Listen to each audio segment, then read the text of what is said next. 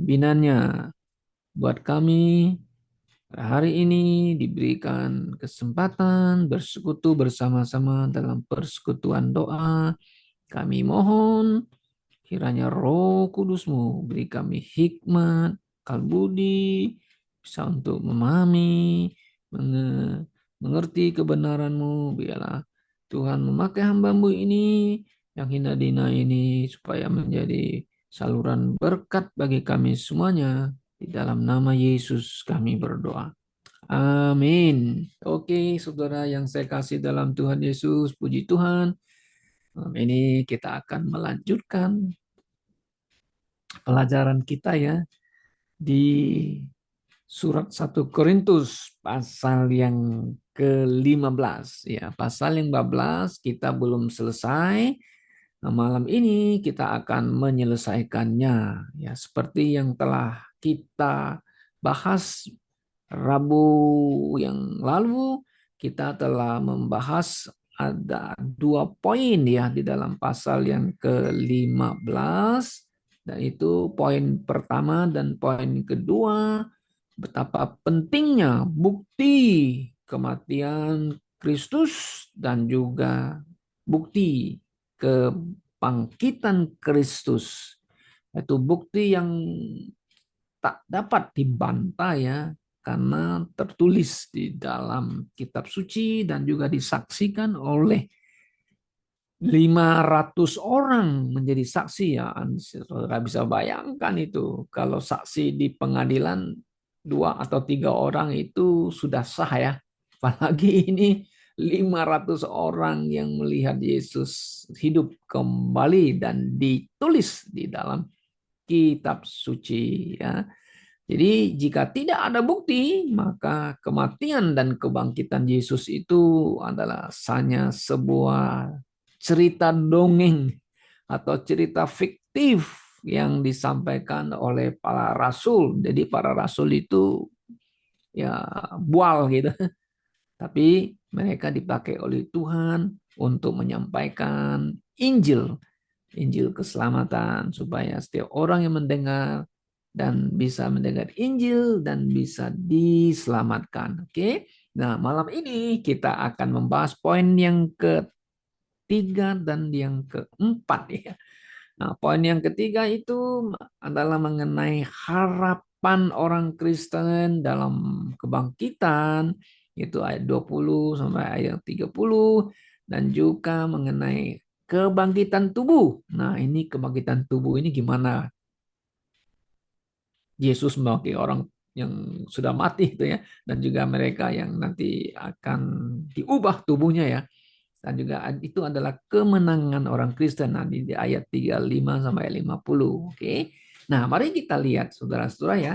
Kita lihat bahwa di dalam ayat yang ke-20 sampai 23, nah Paulus mulai menjelaskan kembali ya bahwa kalau Kristus ya, ya Kristus itu telah bangkit dari antara orang mati ya, begitu ya.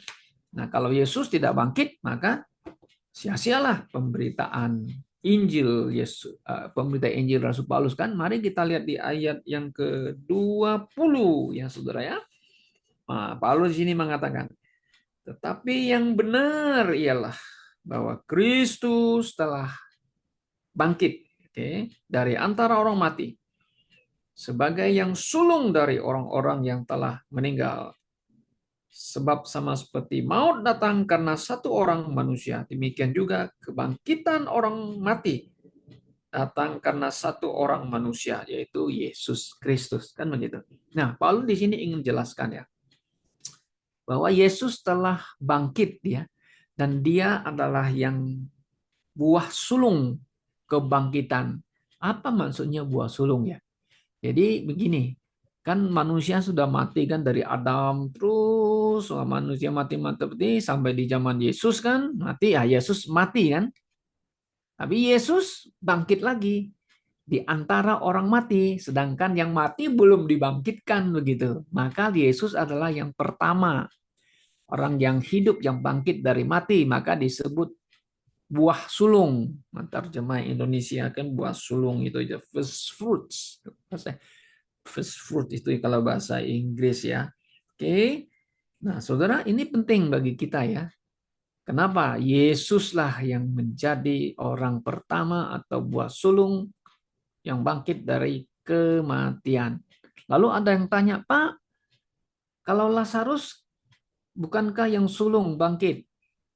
Lazarus adalah satu bukti keajaiban dan kuasa Yesus di mana dia membangkitkan Lazarus dari mati yang sudah hancur tubuhnya, langsung dia hidup kembali, tapi dia bukan buah sulung. Kenapa? Karena waktu dibangkitkan, Lazarus hidup berapa tahun ya? Saya tidak tahu di berapa tahun, dan Alkitab juga tidak mencatat dia hidup beberapa tahun kemudian. Tapi dia mati lagi, gitu loh. Nah, sampai hari ini Lazarus masih misalnya dikubur atau di tanah, dikubur tanah gitu, belum bangkit. Nanti satu hari dia akan bangkit. Nah, sekarang yang bangkit pertama itu yaitu Yesus Kristus. Oke. Nah, jadi kita ini punya pengharapan, saudara. Lihat orang yang keturunan Adam, ya, kita yang dilahirkan dari Adam. Adam adalah orang berdosa, maka setiap manusia orang berdosa dan akan mati gitu lah, akan mati, semua mati dan tidak bisa hidup karena dosa itu. Nggak mungkin orang bisa hidup kembali kan. Tapi puji Tuhan bahwa orang yang ada di dalam Yesus, nah, orang yang ada dalam Adam mati, orang yang ada di dalam Yesus, apa yang terjadi gitu? Kita akan bangkit. Nah, itu udah harapan kita. Itulah pengharapan orang-orang yang percaya kepada Yesus bangkit, saudara. Oke.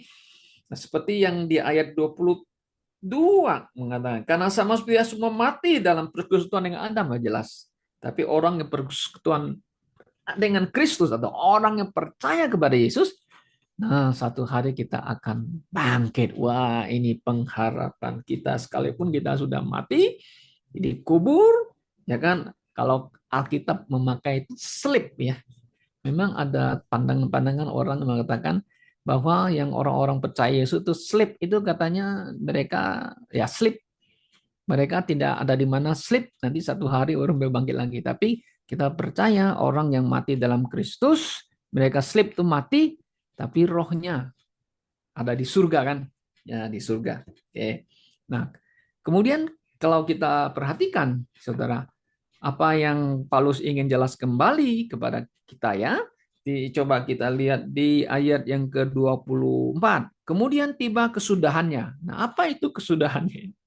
Yaitu bila mana ia menyerahkan kerajaan kepada Allah Bapa, sesudah ia membinasakan segala pemerintah, kuasa, dan kekuatan, karena ia harus memegang pemerintahan sebagai raja sampai Allah meletakkan semua musuhnya di bawah kakinya. Musuh yang terakhir yang dibinasakan ialah maut. Nah, di sini begini, saudara ya, kalau semuanya telah selesai, ya tiba saatnya, itu maksudnya begini, yang mati dibangkitkan, kemudian yang hidup ya diubah, nah, begitu ya. Nah, kemudian Yesus akan menaklukkan kita, si setan dan semua musuh-musuhnya, dan Tuhan Yesus menyerahkan itu kepada Bapa. Nah, itu sih menggambarkan, mengisahkan tentang di mana Yesus akan mengalahkan si setan itu setelah 7 tahun selesai dan menyerahkan itu kepada Bapa, dan Yesus sendiri akan menjadi raja, memerintah. Ini maksudnya istilah kemudian tiba kesudahannya itu ya, orang yang mati dalam Kristus dibangkitkan, kita yang masih hidup tetap diubah ya, dengan sekejap kita akan bertemu sama Tuhan Yesus, dan nanti Yesus akan menjadi raja di dalam kerajaan 1000 tahun ya, begitu sangat jelas ya. Nah, ini mengenai ayat 27 sampai ayat yang ke-29 ini sebenarnya mengenai apa namanya itu, di mana Yesus sendiri ya yang akan menaklukkan dia tentang maut itu dan juga menaklukkan, mengalahkan pemerintahan atau si kerajaannya si jahat itu, si iblis itu. Oke. Nah, kemudian saudara, kita lihat di ayat yang ke-29, Paulus ingin kembali lagi yang menegaskan kepada mereka yang menolak tentang kebangkitan ya. Nah, jadi heran juga ya. Di Korintus ada juga orang yang menyusup ke dalam mengajar tentang tidak ada kebangkitan gitu ya, menolak. Makanya itu Yesus dengan jelas mengatakan Yesus telah bangkit sesuai dengan kitab suci. Nah, ada orang yang nggak percaya, oh ya bangkit betul, tapi dia bangkit rohani. Ya, yes. Ya bangkit seperti bangkit secara tubuh yang baru gitu ya, bukan memiliki roh gitu, spiritual restoration bukan, tapi betul-betul bangkit dengan jasmani, dengan tubuh yang baru gitu ya. Oke. Nah, kemudian dia mengatakan lagi begini. Dia memakai istilah ada orang di Korintus ini yang membaptis orang katanya. Alasannya untuk apa itu ya? Mari kita lihat ayat 29. Jika tidak demikian katanya ya, apakah faedahnya perbuatan orang-orang yang dibaptis bagi orang mati? Kalau orang-orang mati sama sekali tidak dibangkitkan, mengapa mereka mau dibaptis bagi orang yang telah meninggal? Nah, jadi begini ya. Ini ayat ini paling kompleks untuk interpretasinya itu saya coba cek. Komentar-komentar tidak ada komentator yang memberikan jawaban yang bisa memuaskan setiap orang ya. Ini mengatakan ayat-ayat the difficulties of verses ini katakan itu. Jadi begini aja, kita bisa sedikit memahami apa maksud Paulus ini ya. Jadi orang Korintus ini memang tidak ada aturan yang diperintahkan Rasul oleh Yesus, mereka harus membaptiskan orang mati. Membaptis orang untuk orang mati, gitu ya.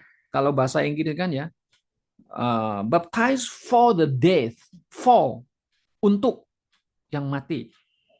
Gitu. Dari mana mereka tahu ini? Membaptis orang mati supaya nanti satu hari dia akan bangkit lagi. Nah, sebenarnya ini bukan perintah Tuhan, bukan perintah dari para rasul ya. Jadi begini, saudara, kita bisa ambil kesimpulan saja ya. Ini ada ajaran agama lain atau orang menyembah berhala pada masa itu.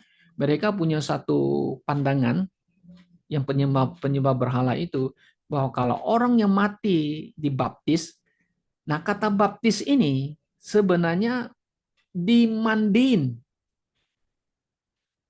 Dimandiin. Mereka percaya bisa dimandiin, artinya disebutinya di purification.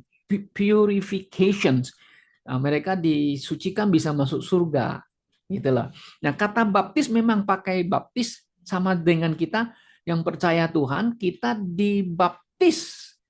Nah, dibaptis artinya kan baptizo, dicelup ke dalam air, ditenggelamkan ke dalam air. Gitu loh. Nah, jadi ada sebagian orang-orang punya agama lain, saudara ya, yang mati itu mereka dibaptis dalam arti pengertian dimandiin. Nah, itu kata baptiso itu dimandiin. Nah, biasanya kalau orang Muslim, orang Yahudi juga atau di itu ya saya harus dicek lagi. Tapi kebanyakan orang Muslim ya, kita meniru orang Yahudi juga ya. Mereka kalau yang mati itu mereka dimandiin ya. Nah, sudah mandi baru dikapanin pakai kain kan, dimandiin. Dan ada konsep mandi apa? Supaya dicucikan katanya, supaya masuk surga gitu loh. Nah, tapi yang di sini saudara-saudara, di sini ada yang memakai ayat ini, jadi untuk membanding orang yang tidak sempat dibaptis tapi mati, lalu saudaranya yang di masih bumi ya dia mewakili yang telah mati itu di bab. Nah, siap gereja apa yang mempraktekkan ini? Itu Mormon. Mormon mempraktekkan ini. Mereka pikir ini ayat ini bisa apa aturan Tuhan bahwa mereka yang dulu mati tidak sempat dibaptis, dicelupkan ke dalam air. Jadi yang saudaranya masih hidup, langsung dia dibaptis atas nama orang yang mati. Kenapa mereka lakukan itu? Karena mereka percaya nanti diberikan kesempatan di akhirat itu bisa diselamatkan. Nah, itu. Ini bukan ajaran Alkitab. Ini bukan juga ajaran Paulus. Paulus hanya ngomong. Ini orang ini melakukan ini loh. Mereka yang nggak percaya aja melakukan ini. Maksudnya gitu ya. Oke, itu aja yang bisa kita uh, paham maksud daripada Rasul Paulus sendiri. Oke. Nah, Paulus di sini mengatakan membantah mereka yang tidak percaya bahwa orang mati akan dibangkitkan. Saudara lihat di dalam ayat yang ke-31, saudara-saudara, tiap-tiap hari aku berhadapan dengan maut. Demi kebanggaanku akan kamu dalam Kristus Yesus, Tuhan kita, aku katakan bahwa hal ini benar. Paulus terus menyampaikan Injil, menyampaikan tentang Yesus yang mati dan bangkit lagi. Tapi banyak orang nggak percaya. Mereka mau menyakiti Paulus. Ya, nah, makanya aku menghadapi maut, kata Paulus. Demi kamu semua. Saya mau kasih tahu mereka, ini ajaran daripada apa? Dari Tuhan, dari firman Tuhan gitu kan. Bahwa dia memang sudah hidup, Yesus itu hidup. Makanya orang mati akan bangkit lagi satu hari nanti gitu loh. Nah, makanya Paulus mengatakan yang benar ini, kemudian dia mengatakan di ayatnya kedua, ayat 32, kalau hanya berdasarkan pertimbangan-pertimbangan manusia, kan saja aku telah berjuang melawan apa? Binatang buasnya. Jadi dia menghadapi orang-orang yang ingin mencelakakan dia seperti binatang buas. Ya, mengenai Paulus di mana? Di Efesus. Kan? Nah, begini. Jadi mereka yang menentang Paulus, ya, tidak ada kebangkitan enggak apa. Nah, makanya mereka punya konsep filosofi hidupnya apa? Nah, ayat yang satu lagi mengatakan demikian. Oke, jika orang mati tidak dibangkitkan, nah mereka nggak percaya itu kan kebangkitan. Maka marilah kita makan dan minum, sebab besok kita akan mati. Sebenarnya itu filosofinya apa? Ini filosofi orang duniawi. Mereka lebih mementingkan makan dan minum. Makan dan minum ini adalah satu ilustrasi atau satu gambaran orang hanya memuaskan dirinya di dunia ini hedon. Nah, sekarang kan terkenal dengan hedon ya. Hidup harus sukses, hidup harus memuaskan diri. Nah, seperti yang saya khotbahkan kemarin kan, cari uang untuk memuaskan hidup kan, hedon, hedon gitu ya. Nah, itu filosofi manusia. Kalau kita kan bukan. Kita kan percaya kita harus cari uang, ya kita juga harus berke uang untuk kemuliaan Tuhan. Karena satu hari kita akan bangkit. Nah, dan kita akan mendapatkan pahala dari Tuhan. Nah, kemudian dia tutup dengan, jangan kamu Zat, pergaulan buruk merusak kebiasaan yang baik. Nah, makanya orang-orang Korintus dia berkawan dengan orang yang punya konsep ajaran yang beda masuk gereja. Nah, makanya dipengaruhi mereka. Oh, harus baptis orang yang mati ya? Nggak perlu. Nggak betul lagi. Itu bukan ajaran Paulus, bukan perintah, bukan sama sekali. Oke. Nah, kemudian kita masuk ke dalam poin yang kelima mengenai kebangkitan tubuh. Nah, kita lihat 35 ya.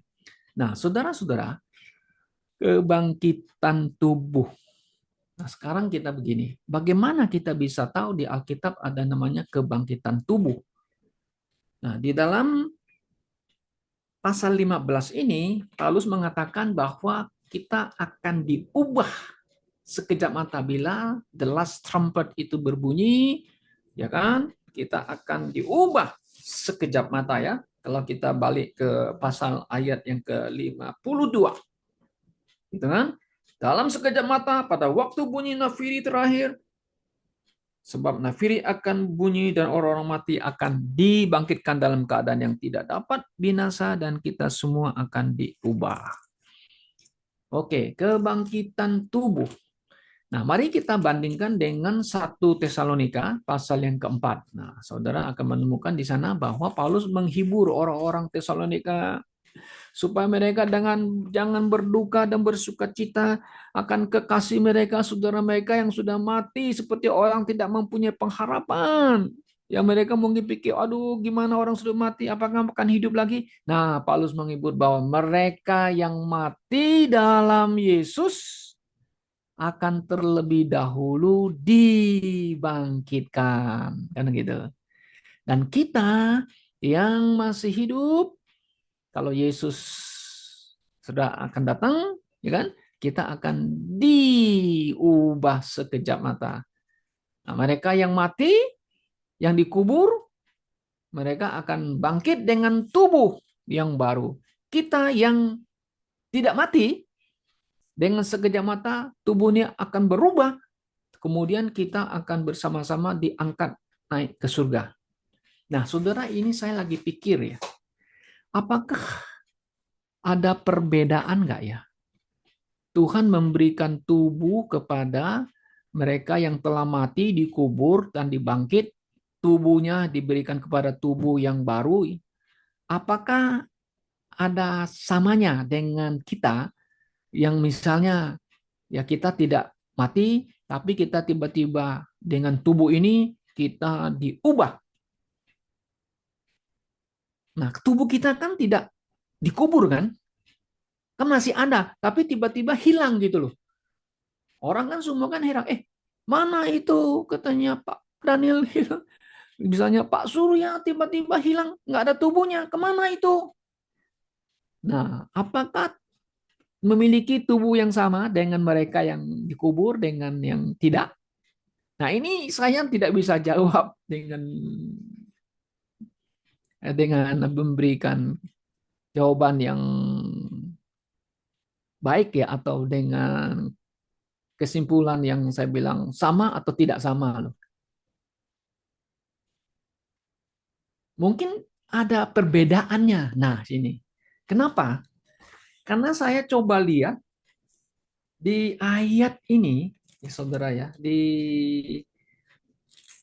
oke, kita balik lagi di ayat yang ke-37 sampai ayat yang ke-43. Di sini Paulus menjelaskan, menggambarkan tentang ciptaan Tuhan, ya masing-masing punya tubuh yang berbeda ya. Coba kita lihat ayat yang ke-37. Dan yang engkau taburkan bukanlah tubuh tanaman yang akan tumbuh, tetapi biji yang tidak berkulit, umpamanya biji gandum atau biji lain. Jadi ada itu ciptaan Tuhan, ada tumbuhan, kemudian ada manusia, tubuh manusia, dan makhluk, dan juga ada yang disebut dengan planet. Nah, jadi masing-masing di sini disebut memiliki tubuh beda, kemuliaannya juga beda gitu. Coba sudah perhatikan, ya kan?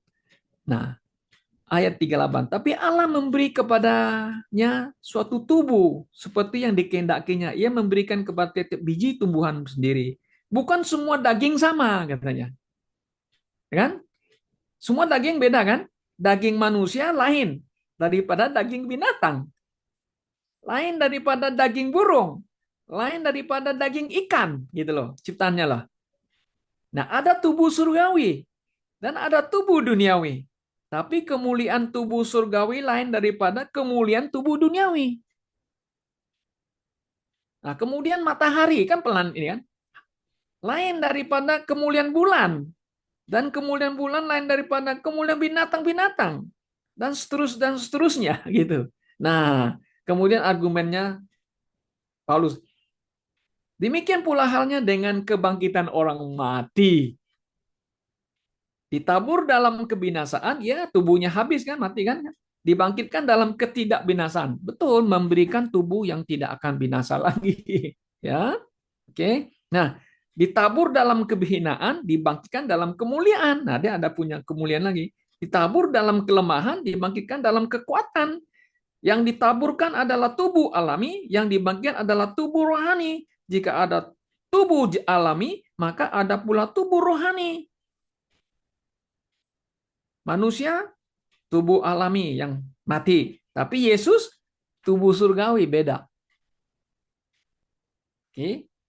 Nah, jadi ini pertanyaan saya, saudara ya. Nanti coba kita pelajari, coba cek-cek ya mengenai ini ya. Tanya nanti Nathan boleh tanya Antonius atau siapa itu ya.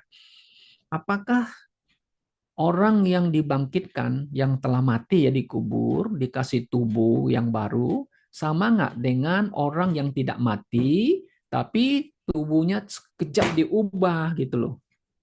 Dan masa-masa dan tubuh yang diberikan tentu tidak binasa lagi kan. Tapi apakah ada perbedaan? Maksudnya saya gitu loh. Karena begini, nanti mereka yang dibangkitkan dan yang diubah kan ketemu Yesus di angkasa kan mendapatkan pahala kan. Nanti kan mereka juga akan turun sama Tuhan Yesus ke bumi memerintah di bumi ini selama 1.000 tahun. Nah, jadi mereka yang tidak mati, tubuhnya diubah, apakah mereka akan memiliki kehidupan di dunia ini? Bisakah masih bisa apa nama itu menghasilkan apa? eh, Masih bisa produksi nggak? Lahirkan manusia begitu loh. Kenapa? Karena di dalam kerajaan 1.000 tahun kan kita lihat ada namanya masih ada anak-anak dan situ dan sebagainya ya. Sepertinya ada orang yang hidupnya panjang gitu loh. Tetapi juga ada kesempatan yang Tuhan berikan kepada mereka bisa berontak lagi loh. Di akhir 1.000 tahun itu gitu loh. Nah ini memang kita harus, saya lagi mau pelajari ya. Sebenarnya mereka siapa-siapa saja yang akan tinggal di kerajaan 1.000 tahun nanti. Oke. Oke, nah kita kembali ke teks pada malam hari ini ya. Nah, jadi kita lihat bahwa ada kebangkitan dari tubuh sudah jelas. Kemudian kebangkitan tubuh itu ada merupakan juga kemenangan kita. Yesus menang, menaklukkan atau coba kita lihat di ayat yang ke-54 ya, mengatakan dengan dan sesudah yang dapat binasa itu mengenakan yang tidak dapat binasa, oke, tubuh kita, dan yang dapat mati itu mengenakan yang tidak dapat mati, maka akan genaplah firman Tuhan yang tertulis. Apa itu? Maut telah ditelan dalam kemenangan. Hai maut, di manakah kemenanganmu? Hai maut, di manakah sengatmu? Sengat maut ialah dosa dan kuasa dosa ialah hukum Taurat. Nah, di sini kita 57. Tapi syukur kepada Allah yang telah memberikan kepada kita kemenangan oleh Yesus Kristus Tuhan kita. Puji Tuhan. Lihat ada pengharapan dan ada kemenangan. Nah, ini yang kita yakini, kita percaya. Jadi orang-orang yang percaya, yang telah mati mereka ya, maupun yang nanti yang yang tidak mati, sudah kita akan menang, mengalahkan maut karena Yesus telah menang dan kita tentu menang. Nah, ini adalah pengharapan daripada orang-orang percaya. Kenapa? Kenapa maut dikalahkan? Ya, kemudian bagi kita yang masih hidup, mereka kita yang selalu melayani, kita yang berdiri teguh dalam iman dan sebagainya, dan yang kita giat melayani Tuhan, nah pekerjaan kita tidak sia-sia. Nah, dia ditutup lagi dengan ayat yang ke-58 sebagai penutup kita. Karena itu, saudara-saudaraku, yang kekasih berdirilah teguh. Nah, kita jangan goyang-goyang, percaya teguh, percaya Yesus telah mati, percaya setelah bangkit, dan kita yang mati nanti, saudara kita yang mati akan bangkit beri tubuh, dan kita yang masih hidup nanti akan diubah. Dan pekerjaan kita tidak sia-sia. Karena di sini mengatakan, jangan goyah, giat selalu dalam pekerjaan Tuhan. Puji Tuhan, kita bekerja, kita melayani Tuhan, kan? Sebab kamu tahu bahwa dalam persekutuan dengan Tuhan, jerih payahmu, nah pekerjaanmu, pelayanmu tidak sia-sia. Puji Tuhan. Sekalipun kita punya gereja kecil, tapi kalau kita tulus ya ikut Tuhan, tulus mau melayani Tuhan dengan apa yang kita miliki, ya kita dukung pekerjaan Tuhan, semuanya tidak akan sia-sia. Seberapa banyak yang saudara lakukan kepada, jika dengan hati yang tulus kan, Tuhan akan hargai kita ya. ya Tuhan akan memberkati kita dan pekerjaan kita, plan kita tidak sia-sia dalam kasih anugerah Tuhan. Kiranya Tuhan memberkati kita pada malam hari ini. Amin. Mari kita masuk ke dalam doa.